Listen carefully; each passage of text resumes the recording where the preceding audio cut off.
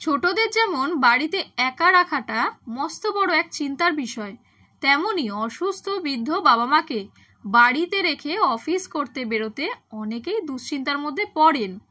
আর তাই সেই কর্মচারীদের কথা মাথায় রেখে অফিস বিল্ডিংয়ে ডে কেয়ার সেন্টার খুলে ফেলেন শুভ্রা গোস্বামী। নাম রাখেন আশ্রয়। কর্পোরেট অফিসে ডে কেয়ার সেন্টারের বিরোধিতা করেন তার ছেলে অনিমেষ গোস্বামী, যদিও পরে জিতে যায় শুভ্রা গোস্বামীর পরিকল্পনা। আর এই গল্পটা শিবপ্রসাদ মুখোপাধ্যায় ও রাখি গুলজার অভিনীত ছবি আমার বসের।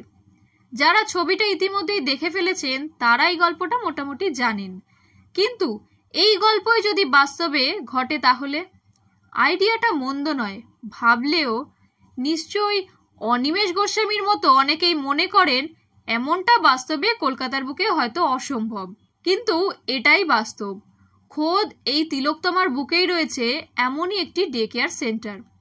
আর একথা ফেসবুকের পাতায় তুলে ধরেছেন এক নেটিজেন, যিনি কিনা আমার বস সিনেমার সঙ্গে তার নিজের জীবনের মিল খুঁজে পেয়েছেন। কৌস্তব বক্সি নামে সেই ব্যক্তি লিখেছেন, গতকাল আমার বস দেখতে দেখতে খালি মনে হচ্ছিল আমার জীবনটা মিলে যাচ্ছে, কোনো পার্থক্যই নেই।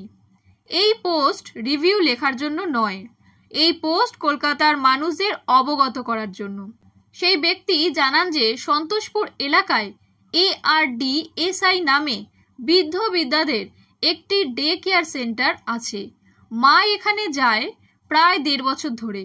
মা সুস্থ হয়ে উঠেছেন অনেকটা এদের কল্যাণে, জীবনী শক্তি ফিরে পেয়েছেন। যারা অফিসে গিয়ে প্রতিদিন বাড়িতে পড়ে থাকা অসুস্থ বাবা মার কথা অনবরত ভাবেন, তারা এখানে যেতে পারেন, শুধু অসুখ নয়, তাদের একাকিত্ব দূর করার জন্য।